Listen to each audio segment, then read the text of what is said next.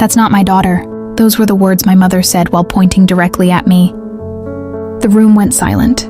Friends, relatives, and even strangers turned to stare. I couldn't believe what I was hearing. After everything I had done for my family, my own mother was pretending she didn't know me. But before I could respond, the front door suddenly flew open. A Navy SEAL rushed inside, breathing heavily. His eyes scanned the room until they landed on me.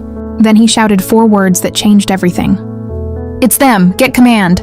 And in that moment, the entire room froze.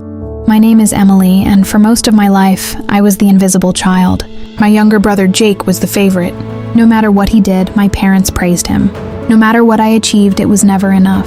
When I graduated college with honors, my parents barely noticed. When Jake switched jobs for the 3rd time in 1 year, they called him ambitious. I eventually stopped trying to earn their approval. Instead, I built my own life. Years later, I worked for a private security contractor, helping coordinate logistics for military operations overseas. I loved my work, but my family constantly mocked it. According to them, Jake was the successful one. I was just the daughter who worked too much. Then came my mother's birthday party. Nearly everyone in the family was there. As usual, Jake dominated every conversation. My mother spent the evening bragging about him. Then someone asked who I was. Before I could answer, my mother laughed. "Not my daughter." Everyone chuckled. She acted like it was a joke. But it wasn't. The humiliation hit harder than I expected. And then everything changed. The front door burst open. A Navy SEAL entered alongside several security personnel. The room instantly became tense. The team leader looked directly at me. "Emily, we found them." I stood up immediately.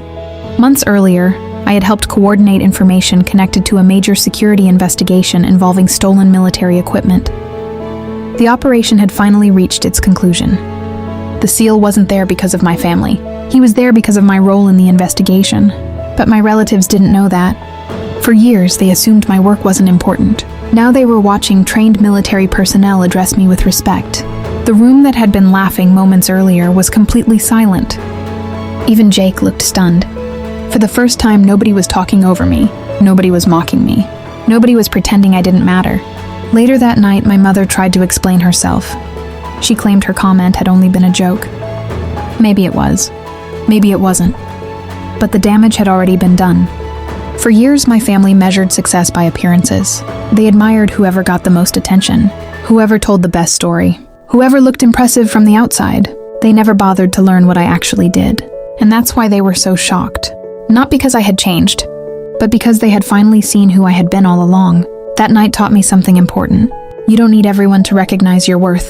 Sometimes the people who underestimate you are simply too busy looking in the wrong direction.